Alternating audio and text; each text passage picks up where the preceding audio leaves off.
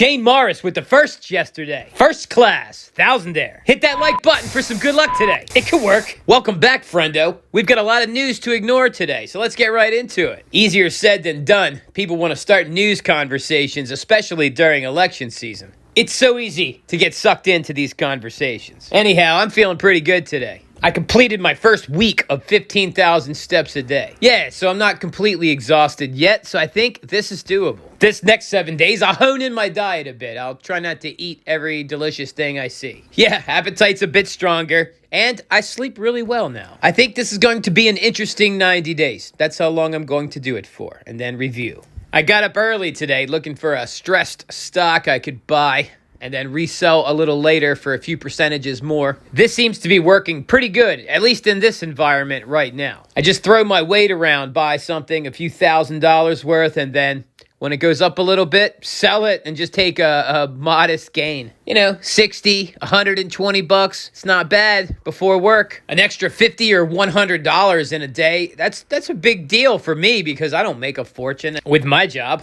They say odds are almost everyone cannot beat the market over a long enough time period. And I say, never tell me the odds. I'm just kidding. I actually need the odds a lot when I do this. So, how are you, friendo? Are you taking care of yourself? Are you siphoning off some of your resources each week and stacking it up? I keep and invest what I earn, like religiously, at least 10%. And that's bare minimum. Timing the market, trying to buy something at the right time, to get the best price, like some gold or some silver. Yeah, these are good things.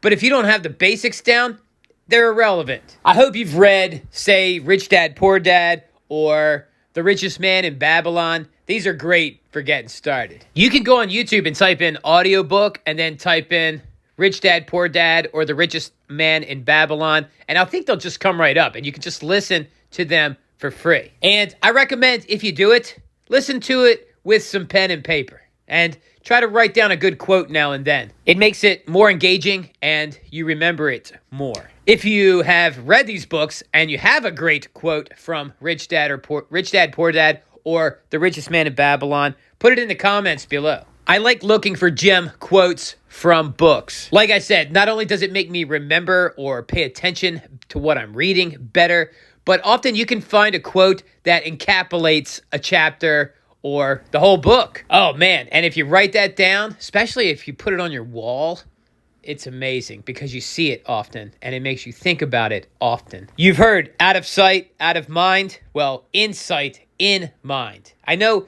it sounds corny or hokey, but the effects that it will give you will be amazing. Never underestimate writing a valuable lesson, or even more powerful, a goal on your wall, or tape it on your steering wheel, somewhere where you see it all the time for a year or so. You see those movies where like a serial killer or someone is there, they've got pictures and clippings and writings all over their wall, and the police are looking at it with a flashlight. It's dark, and they're like, oh wow, we should have known this all along. What I'm saying is be like that creep criminal, but in a good way. You become a millionaire or a billionaire, and then someone's in your old apartment looking around with a flashlight, and then they see all these great goals written on your walls and beautiful pictures of things that you've always wanted. Valuable lessons from books written on mirrors and carved into things. And then it dawns on the investigator.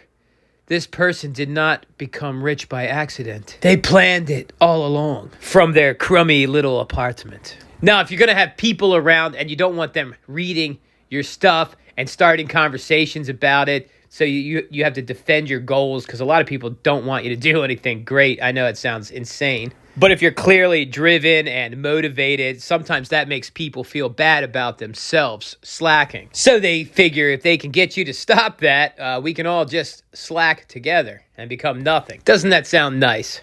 No. To avoid this force of nature, you can write things in code. Like say you have a goal weight that you want, you can write that number down, and then people will see that number written somewhere. Like you can get stickers and put them in your car. People will see it. They'll say, what is that 145? Or say you have a goal. You want to make like 2,000 a week. Just write a little 2K somewhere where you can see it, you know? There's like this little 2K on your bathroom mirror. You can see it when you brush your teeth, but someone else goes in your bathroom and they see it, And it's not really that noticeable. I have lots of these coded things all around me. And let me tell you something. Sometimes someone will talk to me about it years later. Recently, someone did that. They said, I never understood what that meant. And I think it's because if someone can't figure something out, they're not going to be quick to tell you, hey, guess what? I'm not good at figuring out stuff because I'm not smart. Nah, they'll just keep it to themselves. They'll see what you have on your wall or in your car, some little thing, and they just won't mention it because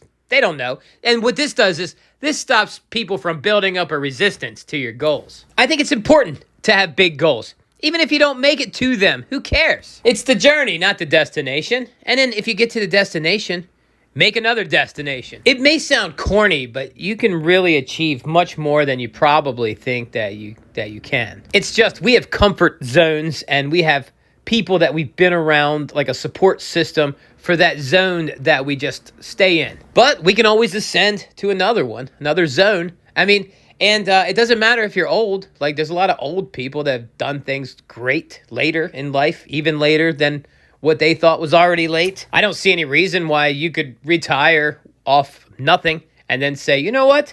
I think I want a lot. I think I want to be a millionaire. And you probably can do it. There's probably a plan you can make, especially nowadays with the technology we have. But let me step down off this soapbox and get onto the smaller one because I'm merely a thousandaire. I'm not a millionaire. Not yet. If you are and you'd like to share your journey, by all means, put that in the comments below. Would love to read that. Well, these are just some thoughts with my coffee this morning. I'm trying to release a video every day, and I know sometimes they can be disappointing, so I hope you're not completely disappointed. If you're still here and you're enjoying the content and you're not already subscribed, subscribe for more. We can always use another thousandaire around here. There is over 3,000 of us now and growing. And one day we'll mobilize in some fashion. Maybe we'll rent a hall and have a charity event with catering and comedians and musicians. It could be awesome. But until then, let's grow. Let's grow, grow, grow. I gotta get to work. I hope you hit that like button. Work all day, 15,000 steps a day, make a video every day. Yeah, this is awesome. I'll see you tomorrow, friendo, because that's it. That is it! Thousandaire Radio, wicked job. I bought and sold that stock before I got done making this video. And yeah, I made like 80 bucks. I'm getting ready to go to work. See you later. Oh, and this is a Chinese silver coin. I think they call it the Fat Man. Apparently, this one's a 3-year. I don't know what that means. If you know anything about it, leave it in the comments below.